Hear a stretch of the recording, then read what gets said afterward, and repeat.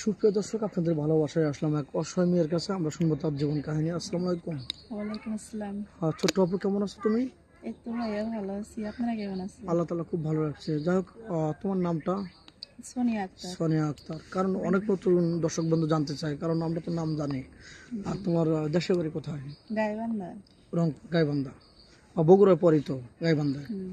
যাক, তোমার ফ্যামিলিতে কে কে আছেন? ফ্যামিলিতে আমরা 3টা বোন। 3 বোন। হ্যাঁ। আর বাপ মা? মারা গেছে। তো তুমি চলো কিভাবে? বড় কে? তুমি বড়? না, আমি মেজো। মেজো। তোমার বড় এক বোন আছে না 2 বোন আছে?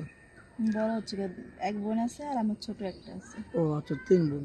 তুমি হচ্ছে মেজো। বড় বোনের বিয়ে হচ্ছে, সে কি অনেক সুখে আছে, শান্তিতে আছে?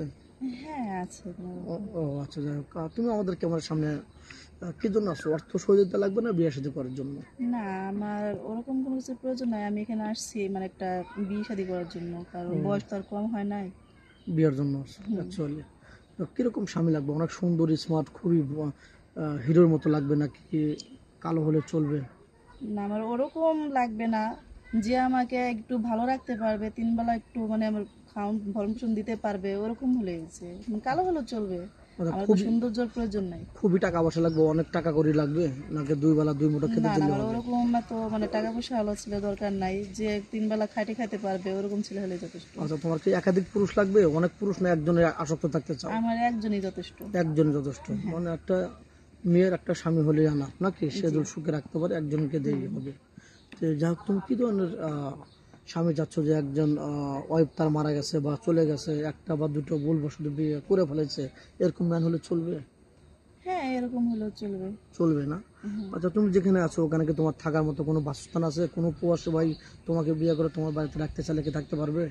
হ্যাঁ, আমার ছোট মোটো একটা আমাদের বাড়ি আছে। ছোট্ট যদি এ বাড়িতে রাখতে চায় রাখতে পারবে, যদি বলে না যে আমি আমি যেখানে আছি বিদেশে যদি নিয়ে যেতে চায় তাও যেতে পারবো, আর যদি বলে যে না আমার মানে তার বাড়িতে যদি নিয়ে যেতে চায় তাও যেতে পারবো।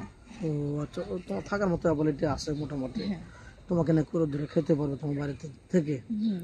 আচ্ছা, যাই হোক, কোনো প্রবাসী বাদল তোমাকে বাইরে নিয়ে যেতে চাই, তুমি যেতে ইচ্ছুক? হ্যাঁ, যাবো। আচ্ছা, কারণ তোমার সে যেখানে রাখবে আমরা তো যাইতে হবো না। হ্যাঁ, তোমার এলাকা থেকে তোমার বিয়ে আসে না? এমনিতে বিয়ে করতে চায় না? হ্যাঁ, এরকম আসছে কিন্তু যৌতুক চায়, আর আমাদের যৌতুক দেওয়ার মতো তো মানে কোনো ই সামর্থ্য নাই, নাই? সামর্থ্য নাই। কিরকম টাকা লাগে? 3-4 লাখ, 5 লাখ? হ্যাঁ, এরকম চাইছে। ও, তাহলে তো খুবই দুষ্কর, কারণ তোমার কাছে তো 2-4 লাখ দূরত্ব, 2-4 হাজার টাকাও তো মনে হয় নাই। না আচ্ছা, তোমার কাপড়ে অনেক সুন্দর লাগতেছে। শাড়ি এই 3 পিসটা কি তোমার না অন্য জনের? না, এটা হচ্ছে গিয়ে আমার চাস্তো বোন। ও মানে আমরা আসছি দেখে ওই জন্য পরেছো। হ্যাঁ। তোমার গায়ে ভালো একটা পোশাকও নেই। না। দেখেন, সুপ্রিয় দর্শক বন্ধু, মেয়েটা খুবই অসহায়। ওরা 3 বোন, বাপ মা বর্তমান নেই। নিজের শরীরে যে পোশাকটা পরেছে এটা অন্যজনের। যাই হোক, তোমার ফোন নাম্বার আছে? না, আমার তো ফোনই নাই।